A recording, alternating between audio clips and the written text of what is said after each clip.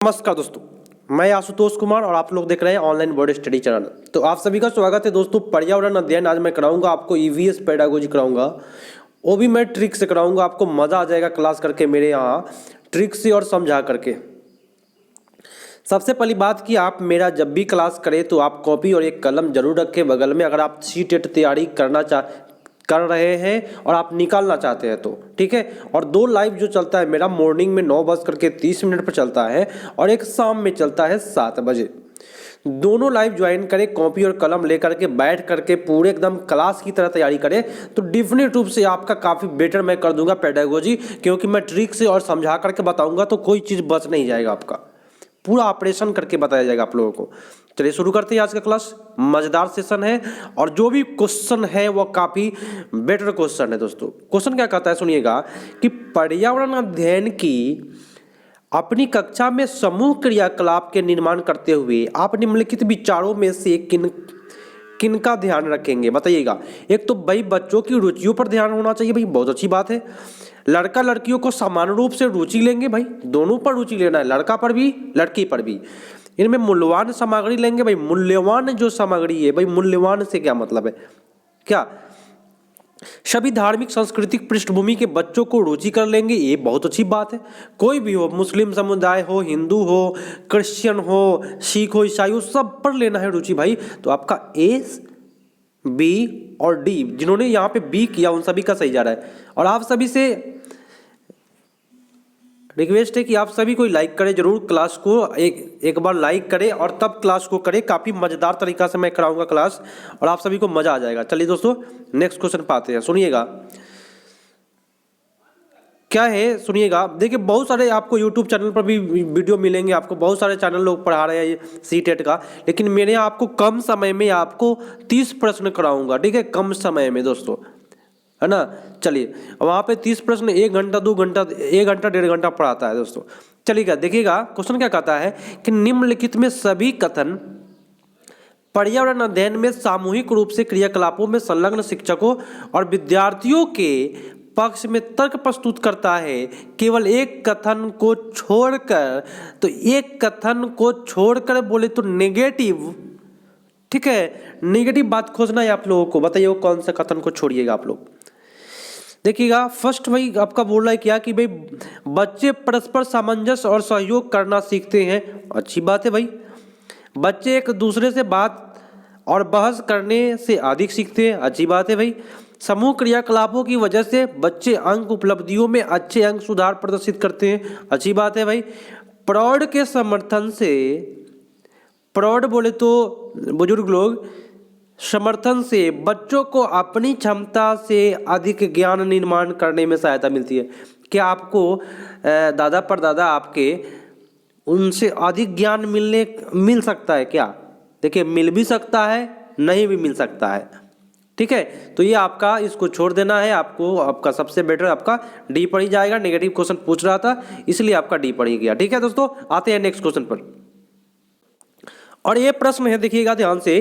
Question क्या कहता है कि समूह कार्य से पर्यावरण अध्ययन कर रहे बच्चे की सामाजिक वैयक्तिक विशेषताओं के आकलन के लिए निम्नलिखित में कौन सा उपकरण सर्वाधिक उपयुक्त होगा, बताइएगा। दत्तकार तो मारेंगे नहीं, यहाँ पे कह रहे हैं सामाजिक वैयक्तिक विशेषता के आकलन करना है। क्या चीज का आकलन करना है? सामाजिक वैयक्तिक विशेषता, माने उसके बारे में कि वह समाज में बच्चा कैसा है, उसका समाज में व्यवहार कैसा है। तो कागज कलम पर आप परीक्षा लेने से पता चलेगा नहीं, निर्धारण मापनी ही गलत होता है दोस्तों।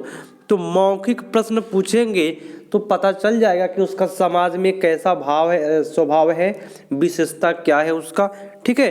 तो सबसे बेटर आपका सी पर जा रहा है। कोई दिक्कत किसी को नहीं है तो आपको जब भी अच्छा लग जाए भाई फटाक से लाइक कर देना है क्लास को, जब भी अच्छा लगे आप सभी को, तो ठीक है। और ऑनलाइन स्टूडेंट सभी कोई को कह रहा हूँ कि आप लोग शेयर करके अपने फ्रेंड को बुलाइए और पूरे के पूरे लाइव क्लास में ज्वाइन करने का कोशिश करिए। जितने लोग ऑफलाइन देखते हैं, लगभग 1000-2000 लोग देखते हैं ऑफलाइन देखते हैं सॉरी, तो वो लोग ऑनलाइन आने की कोशिश करिए। समय पर 7 बजे आइए शाम में, और मॉर्निंग में 9:30 पर। चलिए नीचे पौधे के बारे में बच्चे के कुछ सहानुभूति विचार दिए गए हैं, इनमें कौन सा विचार वैज्ञानिक दृष्टिकोण ठीक है? वैज्ञानिक दृष्टिकोण से ठीक है तो कुछ सब्जियां फल होती है, अच्छी बात है, ये तो वैज्ञानिक की दृष्टि से सही है। जैसे कि आप देख लीजिए कुछ सब्जियां, जैसे कि केला जो है सब्जी में भी आता है, फल में भी आता है, कटहल सब्जी में भी आता है, फल में भी आता है, टमाटर को भाई सब्जी भी माना है, फल भी माना है दोस्तों। तो बीज तो यही वैज्ञानिक दृष्टि से सबसे बेटर है दोस्तों। क्या कह रहा है, बीज किसी पौधे का हिस्सा नहीं है भाई, बीज तो होता है। बंदा गोभी पौधे का हिस्सा नहीं है भाई। घास पौधे का हिस्सा नहीं है, ये भी गलत बात है। सब पौधे है भाई, पौधे मतलब घास झाड़ी सब चीज, ठीक है। तो आपका उत्तर आपका चला गया। नेक्स्ट क्वेश्चन, आइए क्वेश्चन को करिए मजेदार तरीका से और मजा आएगा मेरे यहाँ भाई। आप कॉपी कलम जरूर रखिए, आपको जो समझ में नहीं आए फटाक से नोट कर लेना है या स्क्रीनशॉट ले लेना है, बाद में नोट कर लीजिएगा, ठीक है। चलिए आ जाइए। चौथा क्लास की एक शिक्षिका ने अपने विद्यार्थियों से कहा कि कुछ वयोवृद्ध लोग से यह पूछिए कि जब वे जवान थे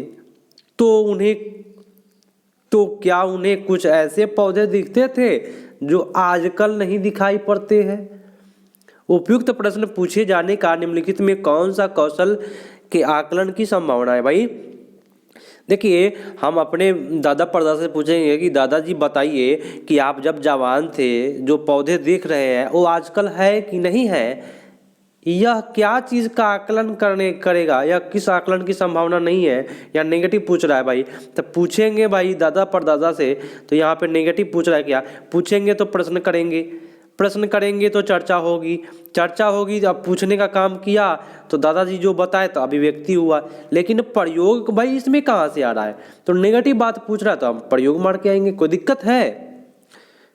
हम तो पकड़ेंगे, पूरा नस पकड़ना है, पेडागोजी का नस पकड़ करके छोड़ देना है भाई, गर्दा उड़ जाएगा, ठीक है। आइए क्वेश्चन क्या कहता है कि एक शिक्षक प्रत्येक बच्चों को अपने घर की रद्दी सामग्री से कुछ उपयोगी वस्तु बनाने को कहता है। तो शिक्षक शैक्षिक अभिप्राय नहीं है, तो बताइए क्या अभिप्राय नहीं है भाई। तो कूड़ा कचरे से बनी श्रेष्ठ वस्तुओं को प्रदर्शनी में आयोजित करना। तो टीचर का काम तो ये है कक्षा के श्रेष्ठतम विद्यार्थी के बारे में निर्णय करना। कक्षा के श्रेष्ठतम विद्यार्थी, आज जो श्रेष्ठ विद्यार्थी है उसका निर्णय करिएगा, आज जो कमजोर है उसका नहीं करना है। तो दोस्तों ये नेगेटिव बात बोला, तो भाई नेगेटिव बात पर ही हम चलेंगे। उत्तर आपका यहाँ पे जो जिन्होंने बी किया उन सभी का सही जा रहा है। नेक्स्ट क्वेश्चन क्या है कि निम्नलिखित प्रश्नों को पढ़िए। भाई पढ़िए, लिखा हुआ है क्या कि मैंने क्रियाकलाप की योजना कितनी अच्छी बनाई, मैंने योजना का अनुसरण कितना अच्छा किया, मेरी शक्तियाँ क्या थी, मुझे सचमुच कठिन क्या लगा। भाई कह रहा है कि ऊपर दिए गए 4 प्रश्नों के उत्तर से होगा क्या होगा भाई। तो इसमें बच्चों और शिक्षक दोनों का स्व आकलन होगा दोस्तों। केवल शिक्षक नहीं मारेंगे, केवल बच्चा नहीं मारेंगे, ठीक है। तो बच्चों और शिक्षक दोनों का आकलन यहाँ पे सही जाएगा। आइए नेक्स्ट क्वेश्चन को करते हैं कि पर्यावरण अध्ययन की पाठ्य पुस्तक में प्रयुक्त भाषा, भाई भाषा कैसा होना चाहिए, परिभाषा पर बल दीजिएगा भाई। ये तो मैं नहीं सिखाता हूँ। तकनीकी पर बल, तकनीकी जो है ना, टेक्निकल नॉलेज जो है आप पर बल नहीं देना, इस पर औपचारिक। बच्चे के दिन प्रतिदिन मतलब वास्तविक जीवन भाषा से समृद्ध होनी चाहिए। बहुत अच्छी बात है, यहाँ पे सी इज द राइट आंसर। यहाँ पे कठिनाई होनी चाहिए, आपका गलत बात बोला भाई। सबसे बेटर जिन्होंने सी किया है उन सभी का सही जा रहा है। अब आ जाइए नेक्स्ट क्वेश्चन पर। जब भी आपको अच्छा लगे दोस्तों, जब भी इस पेज से उस पेज में मैं जाऊँ, आप लोग एक बार लाइक कर दीजिए, ठीक है। सेशन आपको अच्छा लगेगा, मेरे यहाँ दिक्कत नहीं होगी। सब जितना भी है ऑल पेडागोजी करा करके भेजेंगे, समय है छोड़ेंगे नहीं। पूरा CDP मैं करा दिया हूँ ऑनलाइन सेशन का, EVS पूरा सेशन करा दिया हूँ। मैथ समाप्त होने वाला है दोस्तों, हिंदी चालू है, तो छोटा क्या है भाई। चलिए क्वेश्चन क्या कहता है कि एक शिक्षक अपने विद्यार्थियों को विभिन्न पशुओं के चित्र देता है, उन पशुओं पर रंग भरने को कहता है जो हमारे घर में नहीं रहते। इन क्रियाकलाप का उद्देश्य बताइए क्या है। दोस्तों मैं बता दूं, सृजन तो बच्चा के लिए कर ही रहे हैं हम लोग, अवलोकन करेंगे ही, वर्गीकरण होगा ही। कहिएगा सर कैसे होगा, तो आप एक टीचर है, बच्चों को बोले कि भाई विभिन्न जो पशु है उसका क्या करो, रंग भरो। तो रंग भरने का काम सृजन है, अवलोकन है, देखेगा, देख करके गाय का रंग कैसा होता है, वर्गीकरण करेगा कि कौन कौन सा जानवर है। लेकिन डाटा संग्रह की जो बात आती है, यहाँ पे नेगेटिव बात आती है, तो आपका उत्तर जो जाएगा ABC पर जाएगा। ठीक है, जिन्होंने ABC किया उन सभी का सही जाएगा। चलिए अब अगला प्रश्न है, और काफी लॉन्ग क्वेश्चन है, डरिए नहीं, जब तक हम हैं तब तक दिक्कत होने वाली नहीं है। पर्यावरण अध्ययन के पाठ्य पुस्तक में 6 उप विषयों के चतुर्दिक निर्मित किया गया में पौधे पशु को जानबूझकर परिवार और मित्र उप विषय के अंतर्गत सम्मिलित किया गया। परिवार और मित्र क्या है, उपथीम है। इसके लिए निम्नलिखित से एक कारण को छोड़कर से सभी कारण हो सकते। एक कारण को छोड़कर जब भी कहे ना दोस्तों तो शायद वो नेगेटिव पड़ जाएगा, शायद नहीं भाई नेगेटिव पड़ ही जाता है दोस्तों। ठीक है, एक कारण को छोड़ करके, लेकिन क्वेश्चन के हिसाब से बताना है, ऑप्शन के हिसाब से। विद्यार्थियों को विज्ञान के दृष्टिकोण से पौधे और पशुओं को समझने में सहायता करना। विज्ञान के दृष्टिकोण से केवल कर रहा है, यहाँ पे केवल तो नहीं लिखा, लेकिन यहाँ पे लिखा है विज्ञान के दृष्टिकोण से, तो यहाँ पे एक ही दृष्टिकोण है। सामाजिक संस्कृति संदर्भ में पौधे और पशुओं को स्थान निर्धारित करने में सहायता करना, अच्छी बात है, क्योंकि समाज और संस्कृति दोनों है। इस बात को उभारना कि प्रत्येक मनुष्य एक दूसरे के घनिष्ठ संबंध होते हैं, भी सही जा रहा है। इस बात को समुदाय में जीवन आजीविकाएं विशेषताओं को, देखिए सबसे जो नेगेटिव जा रहा है विज्ञान के दृष्टिकोण से ही जाएगा आपका। ठीक है, एक ही दृष्टिकोण बता रहा है, वो आपका गलत है, इसको छोड़ देना है। आइए आप क्वेश्चन पर आते हैं। नेक्स्ट क्वेश्चन 71 है कि पर्यावरण अध्ययन के शिक्षण अधिगम में सर्वेक्षण का उद्देश्य है। कभी भी सर्वेक्षण आता है तो मैंने आपको बताया कि आंकड़ों का सर्वेक्षण होता है, लेकिन इसमें तो ऑप्शन में नहीं है। तो सर्वेक्षण का क्या उद्देश्य है? सर्वेक्षण समझते हैं, आपके विद्यालय में आप एक टीचर है, बच्चा का सर्वेक्षण किया जाता है कि कौन विकलांग है, कौन तेज है, कौन कमजोर है, सब पर सर्वेक्षण होता है। तो इस सर्वेक्षण का क्या उद्देश्य है भाई?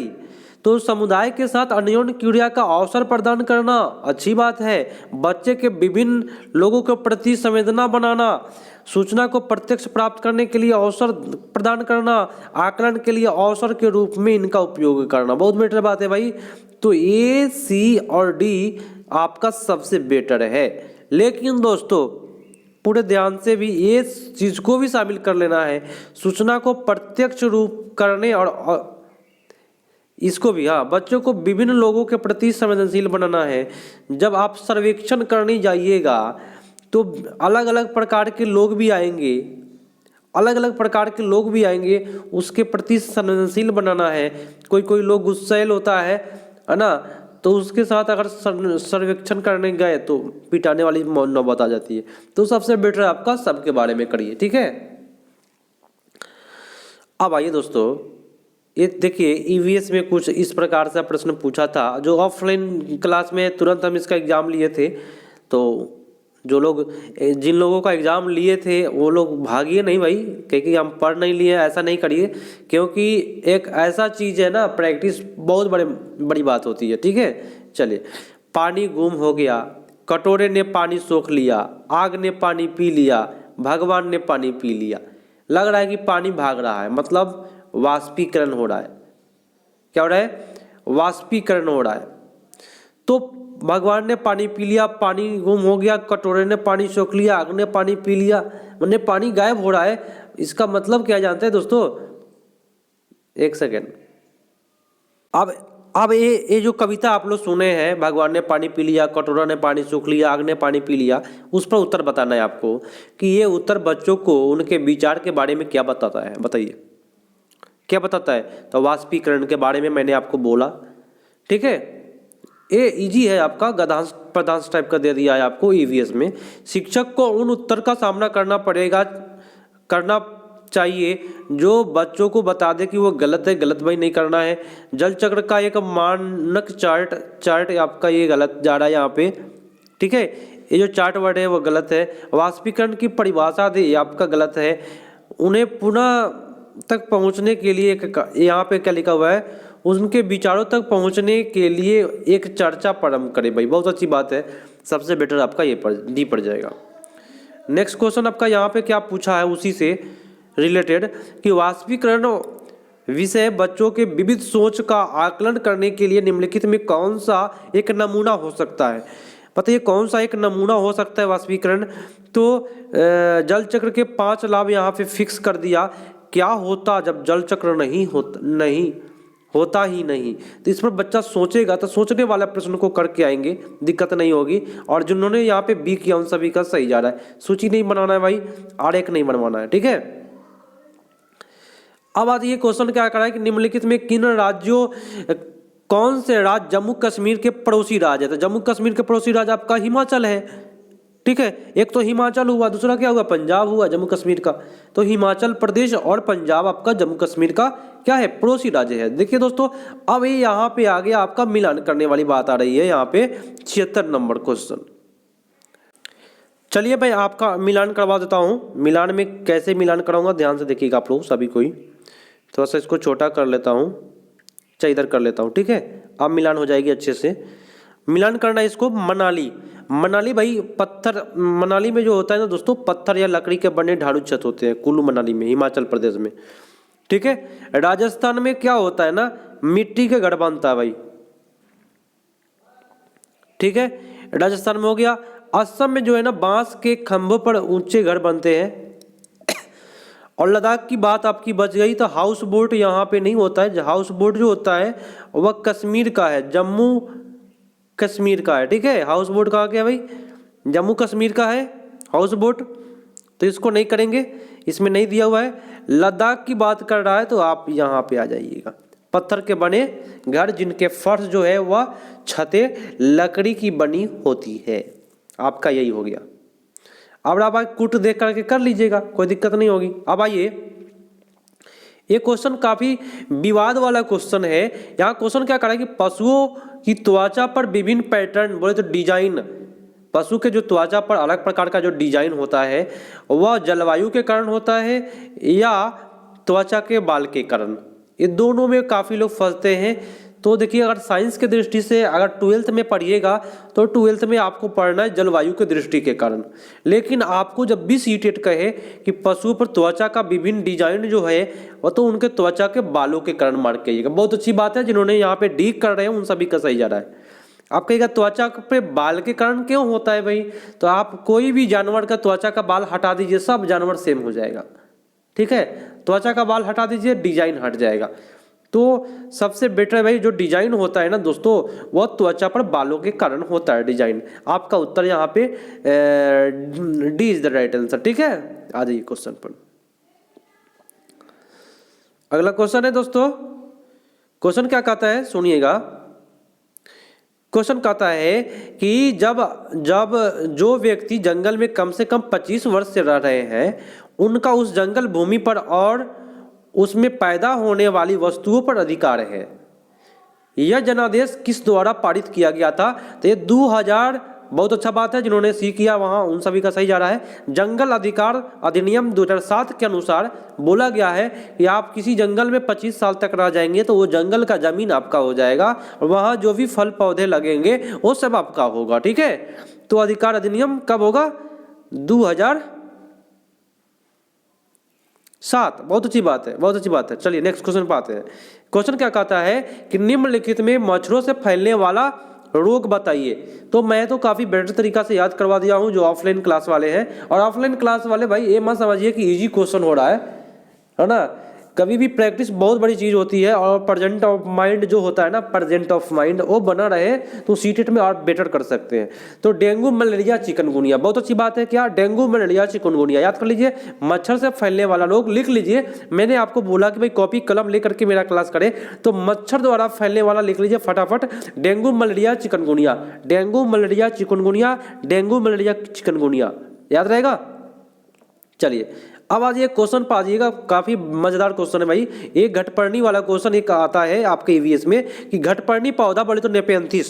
देखिए नेपेंथिस घटपर्णी पौधा जो है वो भारत के मेघालय में मिलता है। आपको कहाँ मिलता है भाई, ये नोट करिए, फटाक से नोट करिए कि घटपर्णी या नेपेंथिस जो है वो भारत के मेघालय में मिलता है। और पूरे देश में पूछा जाए तो ऑस्ट्रेलिया और इंडोनेशिया में मिलता है। कहाँ मिलता है, ऑस्ट्रेलिया और इंडोनेशिया में। तो ये आपको क्या करता है, वो कीड़ों मकोड़ों को आकर्षित करने के लिए ध्वनि नहीं निकालता है दोस्तों, इसमें ध्वनि नहीं निकालता है। मेढक कीड़े मकोड़े या चूहों को चालाकी से फंसा लेता है, एक गंध निकालता है दोस्तों, ध्वनि नहीं निकालता है, गंध निकालता है। उस गंध की ओर मेढक कीड़े मकोड़े आकर्षित होते हैं कि कहाँ से गंध आ रहा है भाई, उधर की ओर भगते हैं भाई। उसमें जब जाते हैं तो वो अपना भक्षण कर लेता है। ठीक है, तो ये क्या है, कीटभक्षी पौधा है दोस्तों।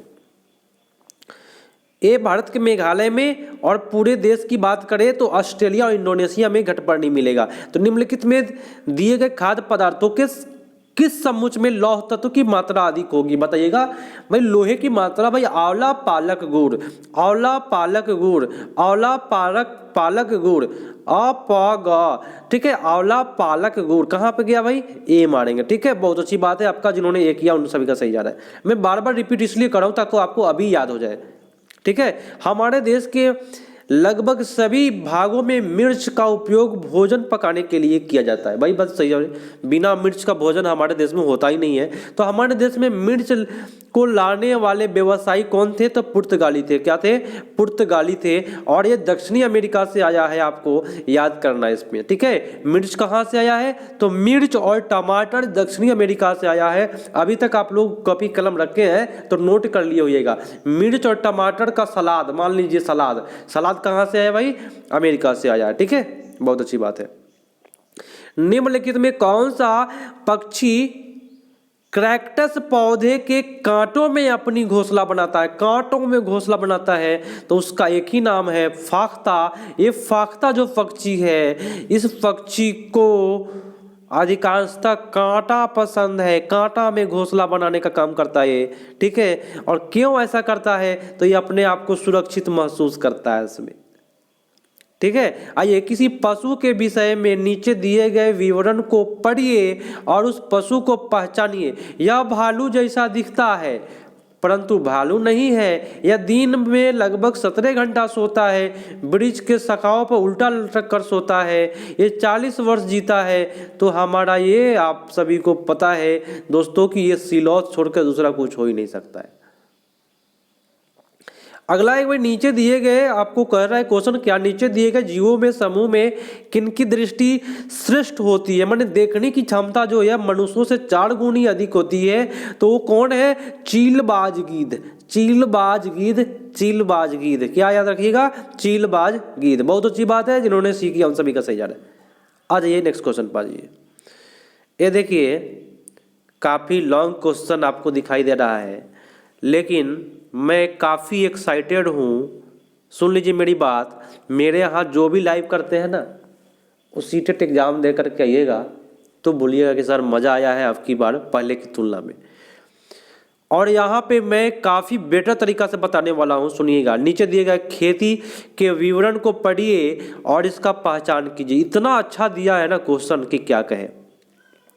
एक फसल को काटने के बाद माने पश्चात खेत को कुछ वर्ष के लिए खाली छोड़ दिया जाता है।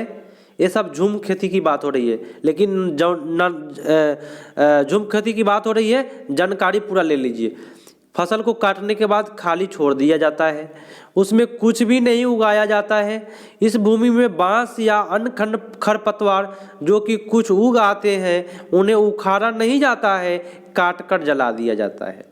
यह राख भूमि को उर्वरक बनाती है और जब भूमि खेती के लिए तैयार हो जाती है तब उन्हें हल्का सा खोदा जाता है, माने हल्का जुताई की जाती है। गहरा जुताई करेगा तो गलत हो जाएगा।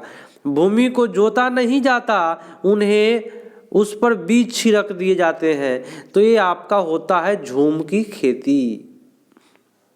इतना नॉलेज के साथ क्वेश्चन दिया है कि टोटल नॉलेज ही बता दिया इसमें।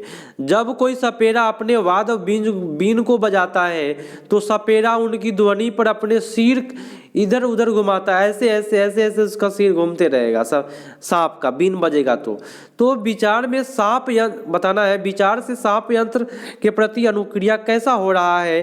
देखिए कंपन से करता है, कहता है कि नागिन हम नचा रहे हैं, ये सब गलत धारणा है दोस्तों। कंपन से इधर उधर करता है तो यह वाद्य यंत्र द्वारा उत्पन्न कंपन के प्रति अनुक्रिया करता है। ठीक है, चलिए अगला क्वेश्चन है और मजेदार सेशन है दोस्तों। कह रहा है कि परिवार एक इकाई होता है, परिवार एक इकाई होता है जिसमें माता पिता और उनके बच्चे होते हैं। भाई हमारी बात सुन लीजिए, क्या माता पिता और बच्चा ही परिवार में होता है? दादा दादी हमारे नहीं है, नाना नानी परिवार के अंतर्गत ही आते हैं ना। दादा दादी नाना नानी पोता पोती ये सब जो है परिवार का अंग है। तो लिख रहा है कि परिवार में माता पिता और दो बच्चे, तो क्या है? सही नहीं है, क्योंकि परिवार कई प्रकार के होते हैं तथा परिवार का केवल एक ही प्रकार में वर्गीकरण नहीं किया जा सकता है। और जिन्होंने यहाँ बी किया उन सभी का सही जा रहा है दोस्तों, बहुत अच्छी बात है। आज ये नेक्स्ट क्वेश्चन पर कि मानव के पेट में बनता है HCl, क्या बनता है? HCl लिख लीजिए, हाइड्रोक्लोरिक अम्ल। HCl बनता है और हाइड्रोक्लोरिक अम्ल बोले तो क्या अम्लीय होता है मेरे दोस्तों। और जिन्होंने यहाँ पे सी किया उन सभी का सही जा रहा है। तो मानव के पेट में अम्लीय होता है, आप मुंह में पूछे तो क्षारीय होता है। ठीक है, कक्षा 3 के एक शिक्षक ने अपने बच्चों को निम्नलिखित पौधे और पत्तियों में वर्गों में वर्गीकृत करने को कहा क्या? नींबू, आम, तुलसी, पुदीना, नीम, केला आदि। कुछ विद्यार्थियों ने पत्तियों का वर्गीकरण किया है। देखिए क्या क्या किया है, दो तरीका से किया है दोस्तों। दवाओं के गुण वाली पत्तियां, दवाओं के गुण से रहित पत्तियां। और दूसरा का वाला किया है कि बड़ी पत्तियां छोटी पत्तियां। तो शिक्षक ने क्या कह दिया कि ए वाला सही है और बी वाला गलत है। टीचर क्या बोला? ए वाला सही है, बी वाला गलत है। टीचर बोला ए वाला सही है, बी वाला गलत है। तो यहाँ पे देख लीजिए दोस्तों, यहाँ पे लिखा है कि वर्गीकरण का कार्य विशिष्ट स्तरीकृत है तथा इसका उत्तर एक ही सही उत्तर है, क्योंकि वहाँ पे टीचर बोला है ए वाला सही है, बी वाला गलत है। तो लिख रहा है इसका एक ही उत्तर होता है। तो हम यही करके आएंगे दोस्तों आज के लिए इतना ही। काफ़ी बेटर तरीका से मैं आप सभी को बताया हूं और आप लोगों को मैं समय बता देता हूं, 27 मिनट में 30 प्रश्न। आप अलग बहुत सारे यूट्यूब चैनल मिलेंगे आपको जो आपको काफ़ी समय लेंगे, लेकिन मैं आपको 27 मिनट में 30 प्रश्न बताया हूं। आप सभी को शेयर करें, अपने दोस्तों को जोड़े, लाइक करके जरूर जाए मेरे सभी साथी लोग, और पूरे विश्वास के साथ मेरे यहाँ पढ़ाई करें। मैं हमेशा आपको ट्रिक पढ़ाऊंगा और जो भी प्रीवियस ईयर पेपर है एक भी नहीं छोड़ूंगा। आप लोग पढ़ाई करें, मेरे यहाँ दिक्कत नहीं होगी। तो मिलते हैं दोस्तों अगले पार्ट में। आप लोग याद रखिएगा कि मॉर्निंग में 9:30 में आना है और शाम में 7 बजे लाइव ज्वाइन करिए कॉपी कलम लेकर के। तो आज के लिए इतना ही, जय हिंद।